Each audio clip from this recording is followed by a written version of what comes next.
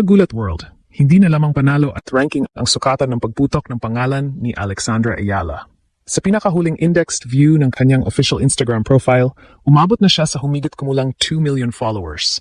Isang napakalaking digital milestone para sa isang Filipina tennis player. Nitong March 17 lamang, may public social media snapshot na nagmarka sa kanyang unang 1 million followers. Tandaan lamang na rounded at patuloy na nagbabago ang Instagram counter. At kasabay ng paglobo ng kanyang audience, mismong WTA ang naglaan ng special na social buzz feature sa isa sa pinakamatinding larawan ng Wimbledon 2026, ang halos nakahigang paghabol ni Alex sa bola sa center court laban kay Iga Swiatek. Hindi ito scientific o biomechanical analysis. Ang ginawa ng WTA ay himayin ang sequence, teaming, camera position at kuwento sa likod ng... Nadulas si Alex, halos wala ng tsansang makuha ang bola, pero itinulak pa rin niya ang katawan pasulong at naitawid ang bola sa net. Nanalo si Swiatek sa mismong point. Ngunit ang eksena ay naging simbolo ng grit at never say die identity ni Alex. Ang photographer na si Robert Prange, na kilala bilang Jimmy 48, ay nagsabing sa 15 taon niyang kumukuha ng tennis photos, hindi pa siya nakakita ng ganoong partikular na galaw. Itinuring niya itong kabilang sa 10 pinakamahusay na larawang nakuha niya sa kanyang career. Kaya ang 2 million followers ay hindi simpleng numero. Patunay ito na ang laban ni Alex ay hindi na lamang pinapanood, inaabangan, pinag-uusapan at ginagawang simbolo ng bagong mukha ng women's tennis.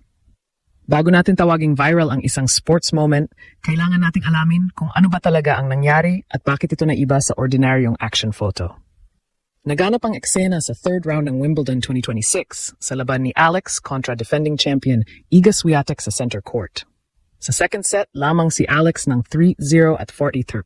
Habang sinusubukan niyang habulin ang isang forehand, nadulas siya sa damuhan. Sa normal na sitwasyon, tapos na sana ang point. Pero sa halip na tumigil, itinulak ni Alex ang katawan niya pasulong. Halos nakadapa na, habang pilit na inaabot ang bola gamit ang kanyang racket. At narito ang mahalagang detalye na madaling mawala kapag litrato lamang ang nakita. Naitawid talaga ni Alex ang bola sa net. Hindi na sayang ang kanyang effort. Nakuha rin ni Swiatek ang kasunod na bola at siya ang nanalo sa rally. Pero ang sandaling iyon ay nagpakita kung bakit napalakas ng koneksyon ni Alex sa mga fans. Kahit mukhang imposible, sinusubukan pa rin niya. Kahit nakahandusay na sa damuhan, ang unang instinct niya ay hindi sumuko, kundi humanap ng paraan upang may balik ang bola.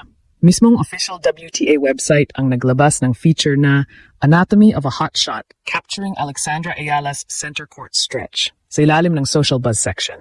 Inilarawan ng WTA ang larawan bilang posibleng isa sa pinakamagagandang tennis photos ng season. Ngunit mahalagang linawin ang title natin. Hindi gumawa ang WTA ng scientific study sa biomechanics ni Alex. Ang sinuri galaw by galaw ay tumutukoy sa pagkuwento nila sa buong sequence. Kung saan nakapuwesto ang photographer, paano nadulas si Alex, paano niya inabot ang bola, at bakit naging special ang final frame. Ang kumuha ng larawan ay si Robert Prange na mas kilala sa tennis world bilang Jimmy 48. Ayon sa kanyang kuwento, nakapuwesto siya sa photo pit sa kanan ng main television camera. Ang orihinal niyang inaabangan ay reaction shot ni Alex sakaling may panalo nito ang game. Pinili rin niya ang posisyong iyon upang may sama sa background ang punong mga upuan ng center court. Pero hindi celebration ang kanyang nakuha. Nang madulas si Alex at pilit na gumapang pasulong para abutin ang bola, narinig ang reaksyon ng crowd. Patuloy lamang na pinindot ng photographer ang shutter. Hindi pa niya agad na pagtanto kung gaano kalakas ang litrato dahil pagkatapos ng Ayala Swiatek match, kailangan pa niyang kumuha ng 2 iba pang third round matches. Ilang oras lamang ang lumipas bago niya nasuri ng maayos ang kanyang camera roll. Doon niya nakita ang frame. Buong katawan ni Alex ay nakaunat, halos lumulutang sa ibabaw ng damo, habang ang mukha ay punong-puno ng determination. Sinabi ng photographer na sa loob ng 15 taon niyang trabaho, hindi pa siya nakakakuha ng player na gumagawa ng ganoong particular na movement. Para sa kanya, pasok ito sa top 10 photos ng kanyang buong career at posibleng hindi na niya muling makunan ang kaparehong eksena. Ngunit bakit si Alex ang nakapagbigay ng ganitong larawan? Hindi dahil planado niya itong gawin. Hindi dahil nag-post siya para sa camera. Ang litrato ay naging makapangyarihan dahil natural itong lumabas mula sa kanyang competitive instinct. Kapag may bola pang maaring maabot, hahabulin niya. Kapag may maliit pang chance, lalabanan niya. Yan ang parehong fighting spirit na nakita sa mismong resulta ng laban. Tinalo ni Alex si Swiatek, 7-6 sa tie-break at 6-2 upang maituloy ang makasaysayang Wimbledon campaign ng Pilipinas. Ang viral shot ay hindi lamang random image mula sa isang ordinaryong rally. Naganap ito sa laban kung saan pinabagsak niya ang defending champion at umabante sa kanyang unang Grand Slam 4th round. Mahalaga rin ang lugar. Hindi ito practice court. Hindi rin ito maliit na tournament na kakaunti ang nanood. Naganap ang eksena sa center court ng Wimbledon, laban sa isa sa pinakamabibigat na pangalan sa women's tennis, sa pinakamalaking Grand Slam run ng kanyang career. Kaya ang litrato ay may tatlong magkakasabay na elemento. Kakaibang athletic movement, iconic venue, at makasaysayang upset. At habang kumakalat ang larawan, lumalakas din ang digital presence ni Alex. Sa pinakahuling indexed result ng kanyang official Instagram profile, nakalagay ang humigit kumulang 2 million followers. Hindi natin dapat ituring na eksaktong real-time audit ang rounded counter, ngunit malinaw ang direksyon. Napakabilis ng paglaki ng kanyang international audience. Hindi lamang follower count ang patunay ng attention.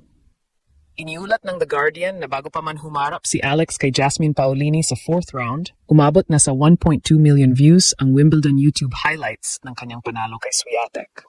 Ayon sa kanilang paghahambing noong panahong iyon, mahigit doble ito sa views ng highlights mula sa mga larong kinasangkutan ni Novak Djokovic at Serena Williams. Isipin ninyo iyon.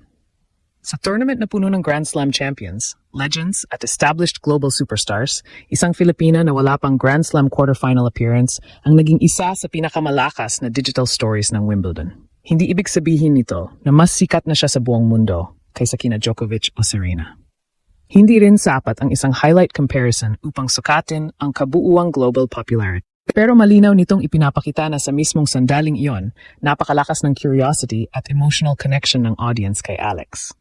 Yan ang mas malaking kuwento. Hindi lamang sikat si Alex dahil Pilipina siya. Lumalaki ang audience dahil may elite-level results, dramatic matches, visual moments at personalidad na madaling suportahan. Ang Philippine fanbase ang pundasyon, pero ang performances niya ang nagbubukas ng pinto patungo sa mas malawak na tennis audience. May pride, pero may produkto ring ipinapakita sa court. May millions of fans, pero may victories na sumusuporta sa hype. May viral photos, pero may totoong laban at sakripisyo sa likod ng bawat frame.